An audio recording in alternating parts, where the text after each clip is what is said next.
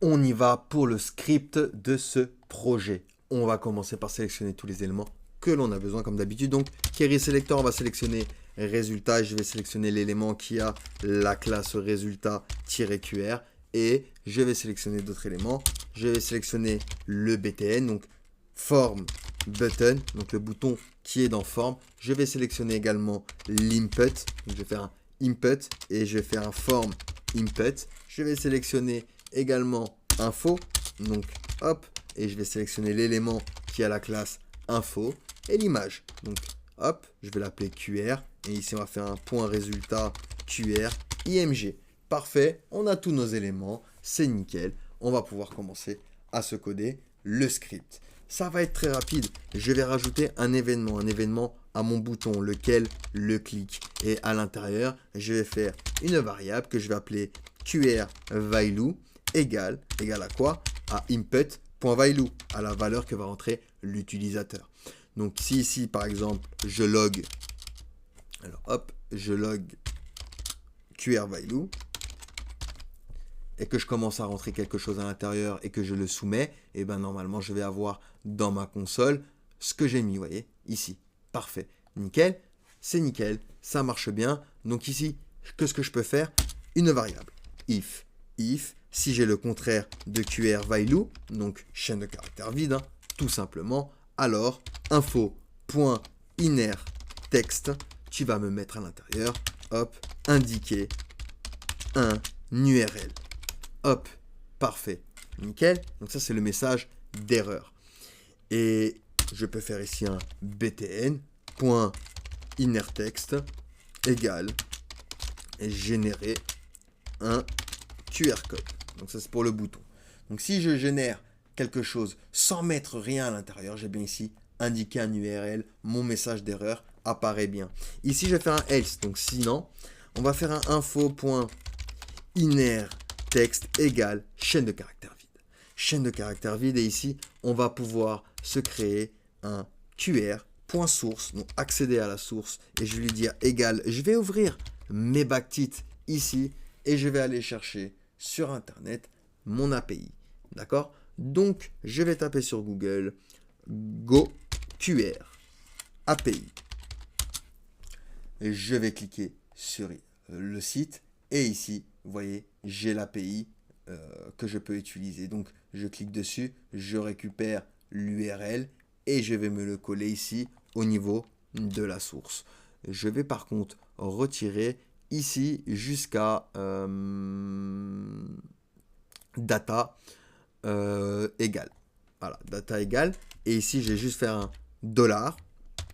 J'ouvre mes accolades et je vais faire un QR.value. QR value, pardon, pas de point value. Parfait. Donc là, j'ai rentré mon API et il va transformer mon URL en QR code. Donc ici, je vais donner un événement AQR, lequel le load est à l'intérieur. Hop, on va faire un résultat. Class list, tu vas rajouter quelle classe? La classe active, tout simplement. Et du coup, je vais faire également un btn.innerText et à l'intérieur, on va mettre votre QR code. Ok? Donc ici, si je clique, hop, j'ai pas d'URL valide. Si je clique ici et que je génère mon QR code, il va me générer mon QR code et transformer ce qu'il y a dans mon bouton à votre QR code, tout simplement. D'accord? Parfait. Donc ici, j'ai bien mon API, d'accord, avec mon data, etc. Il a déjà mis automatiquement le size à 150, 150. Je vais pouvoir juste vérifier rapidement si j'ai pas une erreur. Alors, j'ai une petite erreur ici. Hop, on va cliquer dessus et il me dit que c'est au niveau de la source qu'il y a un problème. Alors hop, on va regarder ça tout de suite. Déjà ici, il y a un petit point virgule. Donc je recommence. Hop, j'ai bien mon erreur. On va vérifier sur la ligne 16. Donc c'est ici que nous avons un problème. Donc on va vérifier. Ici j'ai bien... Ah oui, j'ai mis résultat QR. C'est pour ça, il ne trouve pas l'élément. Donc je vais mettre bien résultat QR.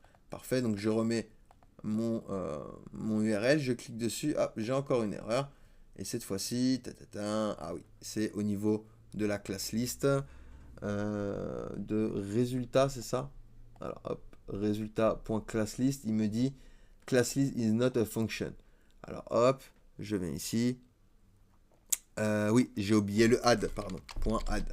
Vous voyez, je suis allé trop vite, pardon, j'ai oublié pas mal de choses. Donc, le add au niveau du class list et bien mettre résultat ici pour pas faire de faute. Je remets mon URL, hop, j'appuie, hop, ça génère bien. Donc, je peux fermer ma console, j'en ai plus besoin ici. Tac, j'ai débugué le problème. Je viens ici, je mets mon QR code, hop, ça génère mon QR code. J'ai bien ici votre QR code. Parfait. Maintenant, j'aimerais qu'il m'efface le tout quand je enlève mon URL. Vous voyez, ici, j'enlève l'URL, mais ça reste.